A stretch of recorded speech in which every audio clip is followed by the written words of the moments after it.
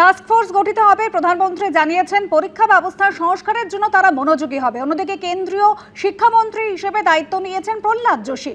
আর প্রথম থেকে এই ইস্যুতে চাপ বাড়াচ্ছে ককরোচ জনতা পার্টি। उनको पता है कि युवा देख रहा है, युवा जवाब भी मांगेगा जब टाइम आएगा, तो अच्छा काम करिए, युवाओं के हित में काम करिए, पेपर लीक रोकिए एंड जो हमारे सजेशंस थे डिमांड चार्टर में 5 पॉइंट के, उनको इम्प्लीमेंट करिए।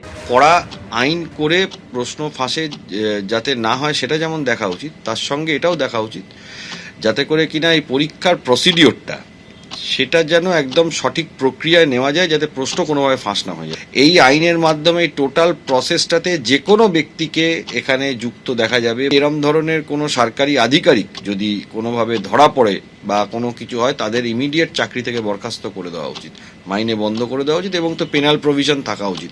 পাবলিক এক্সামিনেশন অ্যামেন্ডমেন্ট বিল 2026 যা আজ সংসদে পেশ হতে চলেছে, সেখানে বলা হচ্ছে প্রশ্নপত্র ফাঁস, উত্তরপত্রে কারচুপি, কম্পিউটার হ্যাকিং, ডিজিটাল মাধ্যমে প্রশ্ন বা উত্তর ছড়িয়ে দেওয়া এবং সংগঠিত পরীক্ষা জালিয়াতিকে গুরুতর অপরাধ হিসেবে গণ্য করা হবে। আমাদের প্রতিনিধি বিজেন্দ্র সিংহ এই মুহূর্তে রয়েছেন আমাদের সঙ্গে। বিজেন্দ্র, একেবারে কেন্দ্রীয় মন্ত্রিসভার বৈঠক যেখানে প্রশ্ন ফাঁস সংক্রান্ত খসড়া বিলে অনুমোদন দেওয়া হয় এবং তার 24 ঘন্টার মধ্যেই কেন্দ্র জানায় যে আজ এই বিল পেশ হতে চলেছে। কঠোর শাস্তি প্রণয়নের জন্য এই বিলে কি কি থাকছে, বিরোধীদের এই বাকি দাবি?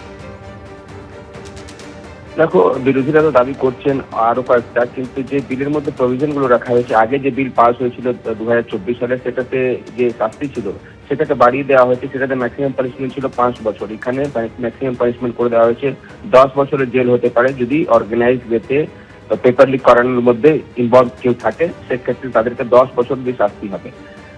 ফাইন্যান্সিয়াল পানিশমেন্ট ছিল যেটা জরিমানা হতে পারে, সেটা 5 কোটি দিয়েছিল, সেটাকে 10 কোটি টাকা অব্দি বাড়িয়ে দেওয়া হয়েছে যদি অর্গানাইজড ওয়েতে দেখা যায় কি পেপার লিক করানো হয়েছে, সেখানে একটা সক্রিয় চক্র কাজ করেছে, তাদের বিরুদ্ধে কিন্তু 10 কোটি টাকা অব্দি জরিমানা হতে পারে। কিছু কোচিং ইনস্টিটিউট ইনভলভমেন্টের কথা উঠেছিল এর আগে, তাদেরকেও এই আইনের আওতায় আনা হয়েছে। টাইম বাউন্ড ইনভেস্টিগেশন কমপ্লিট করা হবে। হাইকোর্ট গুলোতে যদি আপিল যায় সেক্ষেত্রে সেটা 3 মাসের মধ্যে ডিসপোজ অফ করতে হবে, এটা বলা হয়েছে। ফাস্ট ট্র্যাক কোর্ট গঠন করা হবে যেখানে চার্জশিটের পর শুনানি হবে, সেটা বলা হয়েছে।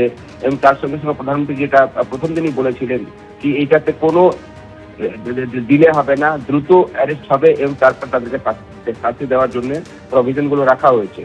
দ্বিতীয়ত যেটা তুমি বলছিলে, গতকালই প্রধানমন্ত্রী ইনস্টাগ্রামের মাধ্যমে এই বার্তাটাও দিয়েছেন কি একটা টাস্ক ফোর্স তিনি গঠন করছেন, যার প্রধান হচ্ছেন নন্দন নিলেকানি, এবং সেখানে কিভাবে পরীক্ষা কন্ডাক্ট করা হবে, সেখানে আরো কিভাবে ফুলপ্রুফ করার একটা সিস্টেমকে, সেই টাস্ক ফোর্স রিপোর্ট দেওয়ার পর আগামী পরীক্ষাগুলো এইভাবে করানো হবে, সেটাও তিনি বলেছেন। তবে বিরোধীদের দাবি যেটা তুমি বলছো, আজকে লোকসভায় লিস্টেড রয়েছে 12টার সময় জিতেন্দ্র সিং এই বিলকে ইন্ট্রোডিউস করবেন এবং যদি সুষ্ঠুভাবে হাউস চলে তারপরে পাসিং এর জন্য এটাকে পেশ করা হবে। এখন দেখতে হবে, গতকালই রাহুল গান্ধী জানিয়েছেন যে প্রথমেই স্বরাষ্ট্রমন্ত্রীকে ক্ষমা চাইতে হবে, যেভাবে সোমবার যে আন্দোলন হয়েছিল এবং লাঠিচার্জ হয়েছিল ছাত্রদের ওপর, তারপরে পেলেট গান ইউজ করা হয়েছে, সেটার জন্য প্রথমেই স্বরাষ্ট্রমন্ত্রীকে ক্ষমা চাইতে হবে, তারপর তারা হাউস চলতে দেবেন। তবে আজকে রণকৌশল কি হয় সেটার জন্য আজকে 10টায় ইন্ডিয়া জোটের নেতারা বৈঠকে বসবেন মল্লিকার্জুন খাড়গের যে অফিস রয়েছে সংসদ ভবনে, সেখানে, এবং তারপর তারা সিদ্ধান্ত নেবেন।